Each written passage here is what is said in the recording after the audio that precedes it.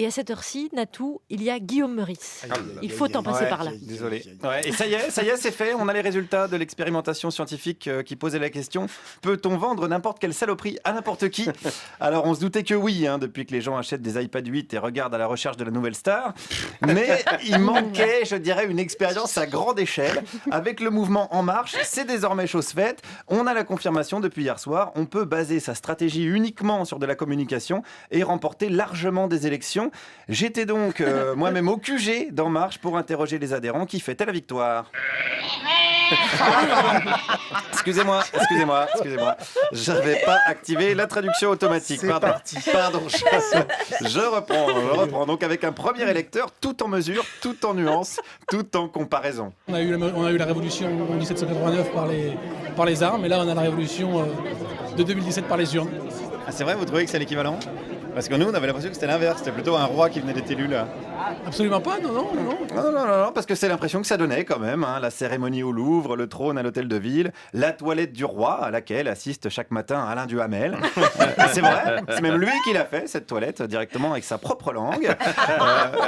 C'est vrai, tout est véridique. Macron a même décidé de gouverner comme un roi avec des lettres de cachet qu'on appelle aujourd'hui des ordonnances, n'est-ce pas, monsieur? Ça, je ne sais pas, qu'est-ce qu'il va faire Ah bah il l'a dit, si. Oui, il l'a dit. Après, on va attendre de voir s'il le fait vraiment. Et dans quelques ça veut dire qu'il est capable de dire des trucs qu'il fait pas? Je n'en sais rien, écoutez. Bon, ça se trouve, il va pas tenir ses promesses alors. Je suis persuadé qu'il va faire en sorte que la France reparte sur des rails très positifs. Oui, voilà, des rails très positifs, bien connus de nos amis de la SNCF, avec des aiguillages positifs et des voies de garage positifs.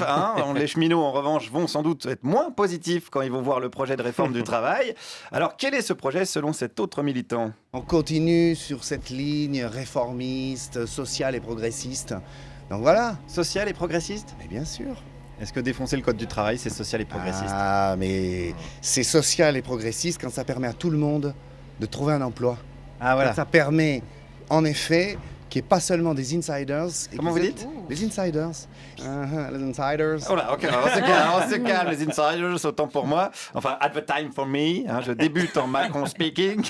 Ok, pas que des insiders. Mais la démocratie, est-ce qu'elle va pas un peu m'offrir sa race? Il n'y a pas plus démocratique, en effet, qu'une ordonnance. Est-ce que l'intérêt du Parlement, c'est pas le débat, justement, démocratique? Ben, bien sûr. Ah bah voilà, là, il n'y en aura pas, par exemple. Mais on va faire quelque chose qui n'a jamais été fait, la démocratie sociale, pour laisser la place nécessaire à cette discussion sociale. Et c'est ça qui est très important aussi. Je sais pas pourquoi, mais là, on a l'impression que vous êtes en train de nous enfumer.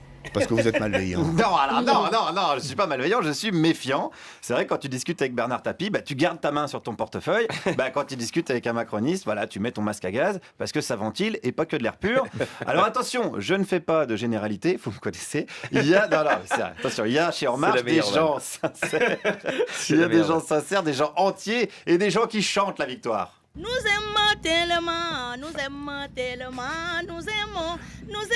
Président Macron et la lune, nous sommes ces étoiles qui brillent, qui brillera toujours et toujours. Même si le pluie nous arrive, il est là pour nous. Même si on n'a pas de papier, il va nous loger. Même si on n'a pas la maison, il va nous loger. Même si on n'a pas de travail, il va nous payer. Nous aimons Président Macron.